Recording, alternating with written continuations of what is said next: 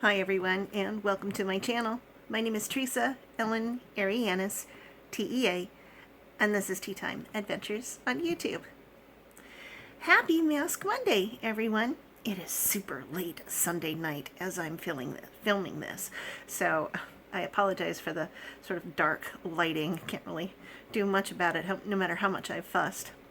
Today I am in a collaboration with Sharmaine from Sharmaine's Staycation, and Taylor Marie from Taylor Marie's Journey, and myself, and we are the Mischievous Mavens, and we are going to be doing a Let's Go to the Movies Q&A. Now, Sharmaine was originally tagged by Andi Does Stuff and Erica Conger, who had originally done these questions, and she said, hey, you guys interested in doing this? Are you interested in doing something like every other month? Doesn't have to be a Mask Monday, but it just has to be kind of a theme we agree upon, and that is how the Mischievous Mavens were born. So this is our first collaboration as a trio this way, and I'm excited. We're all chit-chatting over on Instagram about it. It's like, what would you want to do? What do you want to do? This is cool. So I thank Sharmaine for asking me to play along and inviting me to do these questions. They were definitely something that I had fun thinking up the answers for. So let's go ahead and get right into it. What is the first movie you saw in the theater? Well, that's a little hard to figure out, but it was either what I think in my child's mind was a 10th anniversary re-release in the theater of the Swiss Family Robinson live action by Disney, because that originally came out in 1960 and I wasn't born until 64. So I'm thinking that I didn't really do all that much with my father, but I remember going to the movie theater with my father to see Swiss Family Robinson, not my mother. So I'm thinking it might have been a 10-year re-release for the Swiss Family Robinson, but I'm not really sure. The odd thing is, my guy has the same type of memory. He and I went through these questions and answers before, and he's all, it might have been Swiss Family Robinson. I'm all, oh my gosh, we both have this memory, and it was years before we were born. So we're both born in 1964, so there's no way we could have gone to the movie theater in 1960. So we're thinking that it might have been. Other than that, the first time I'm positive that I went to the movie theater was 1977 and the release of Star Wars, and I went with my mother, and that's how I made friends with my two best girlfriends in school, and that was Michelle Brown and Leah Battle, and I'm still friends with both of them today. What is your favorite and least favorite genre of movies? Well, I've got two favorite ones, and that is either a rom-com or sci-fi movie. And my least favorite is horror. I don't like being scared. I'm scared of the world enough as it is. I don't need to go to the movie theaters and pay people to do it for me. Number 3, has your taste in movies changed as you've aged? Absolutely. When you're a child, you're watching, the Disney movies, the animateds that are geared for those young minds. And as you get older, you graduate to the teen movies that you can connect to for your age group. And as you get older, then you start differentiating. And I have seen my tastes and my likes change over time. I may not watch the same movies again that I watched as a young child, but I do have fond memories of them. Number 4, what's a movie that always makes you laugh? I don't think I can pinpoint it, but it's probably either a John Candy, Adam Sandler, or Sandra Bullock movie. I can't really narrow it down. If I had to pick one, John Candy movie, Uncle Buck, Adam Sandler, 50 First Dates, Sandra Bullock, oh my gosh, I can't remember, the one where she's a cop and she has to go undercover to the beauty contest. Gosh, it's slipping my mind, but that's one. What movie always makes you cry? The Notebook. I watched it once. I will never ever watch it again. It triggered a grief episode for me because that's the way I always thought my husband and I would die together, holding hands in old age, and that didn't happen. He died first. So, Notebook is always going to make me cry. What's the scariest movie that you've ever seen? And that is the original Japanese movie Ju-on, which is what The Grudge was originally based on. At the time, my husband and I didn't go to the bathroom by ourselves for like a week after watching it. One of us would stand guard outside the bathroom door while the other person was inside. Let's see. Number 7. Has a movie ever been so bad you left the theater? Almost. The rest of the party would not let me leave, and they weren't going to take me home, so I had to sit through it, and that was Event Horizon. I know a lot of people like it. I like Sam Neill, but that one was like just such a stinker. I was like, oh, come on, please. And I'm a sci-fi fan, so I can suspend belief, but it was like, okay, that even in make-believe, that science does not make sense. This is just not going anywhere. Number 8, who are your favorite actors or actresses? Actresses, I'm going to give you 2, and that's Meg Ryan and Sandra Bullock. And then for the actors, a little more serious, Robert Shaw, who has passed away. He was in Jaws and many, many other films. And Antonio Banderas, not just because he's Puss in Boots, but for, I think the first thing I ever saw him in was, I believe it was a Spanish film, and it was probably rated R, but it was Tie Me Up, Tie Me Down. Yeah, I just was like, wow, this guy has acting chops. And he's pretty to look at, too. Number 9, least favorite actor and actress, Lady Gaga, whatever her real name is, I don't care. I don't like her music, I don't like her acting, I don't like her face, I don't like her voice. She irritates me on all levels, so I don't like her. Woody Allen, same reason for the men. Favorite movie as a kid?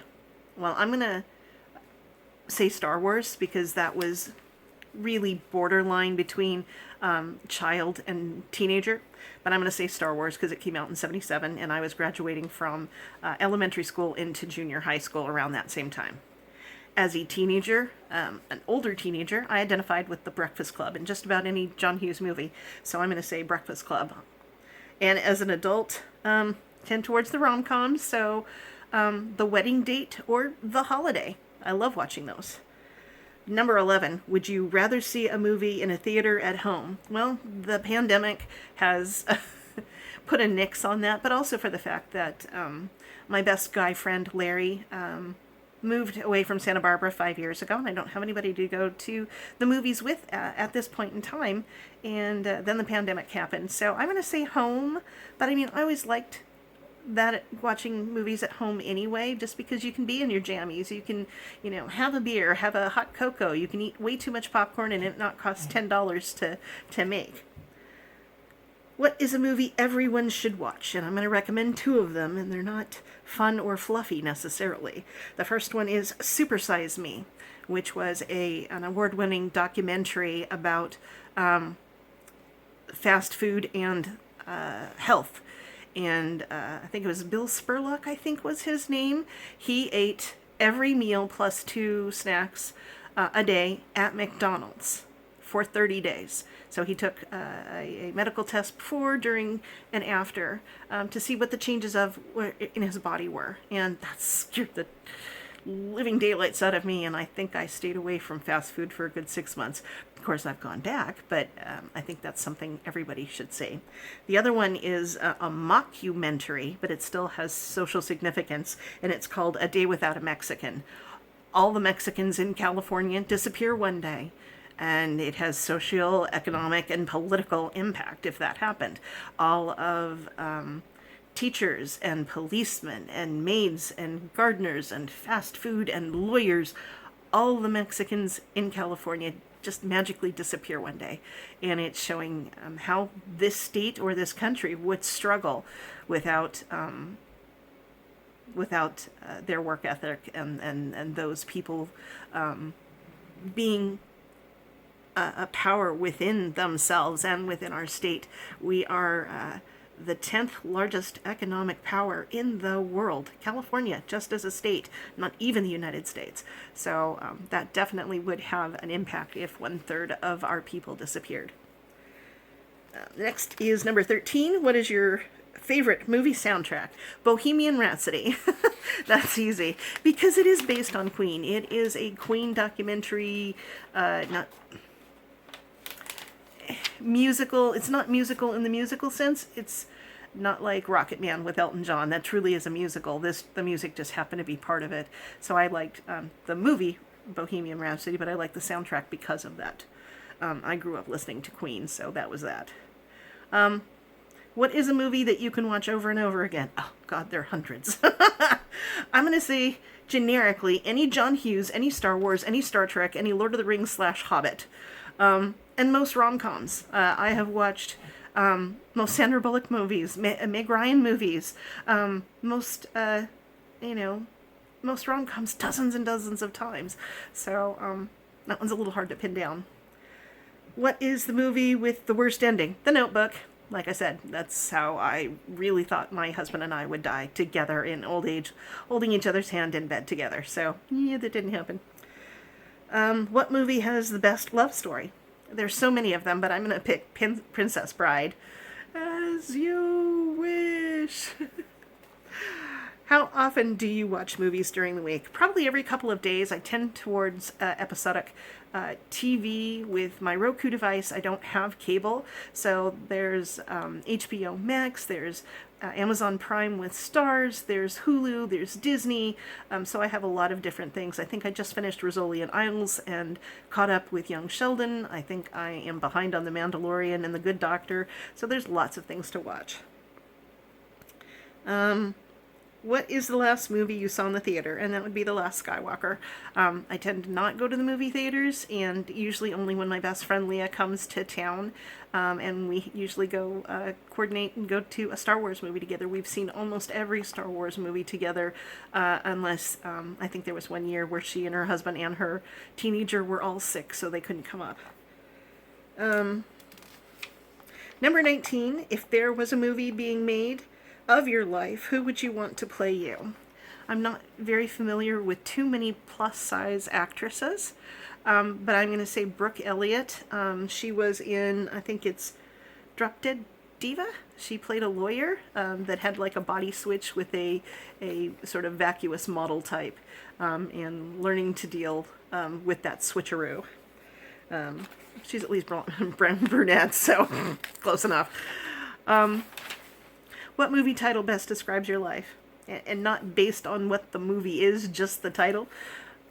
An Ordinary Life. Because I just feel like I have a normal, everyday, ordinary life. There are wonderful things, there are horrible things, but it is an ordinary life, and it is mine, and I'm happy with it for the most part. So, that was it. This is the first collaboration with the Mischievous Mavens, and Sharmaine came up with that idea and that name, and she asked Taylor and I if we wanted to collaborate. Let's say every other month we'll come up with a theme, and it doesn't have to be a Mask Monday. It might be something else. Might be a Good Friday. Could just be middle of the week. You never know. So hopefully we'll come back mid-June and collaborate again, and I'm looking forward to that. So thank you so much, everyone, for visiting with me today. I truly appreciate it. Happy Mask Monday. I hope you have an awesome week, and I hope you will consider giving this video a thumbs up. This is Tom Thumb. He was given to me by the ladies of Wicked Awesome Lifestyles, who's just hit 1K on their channel. So yay, Sherry and Erica, yay! So please give me a thumbs up for positivity. I truly appreciate it. So thank you to my returning subscribers. Thank you for those that are newly subscribed and on the bus, and for those just driving through to check me out. I hope that I've intrigued you enough and amused you enough that you will come back and spend more time with me. So take care, everyone. Take care of yourselves. Take care of each other. And I will see you around the net. Bye. I'm back. My hair's sticking up. I forgot to mention that this mask was given to me by my subscriber, Alexis Carroll, and I did want to acknowledge that. She is an awesome subscriber, and I appreciate her friendship. So thank you, Alexis. Bye.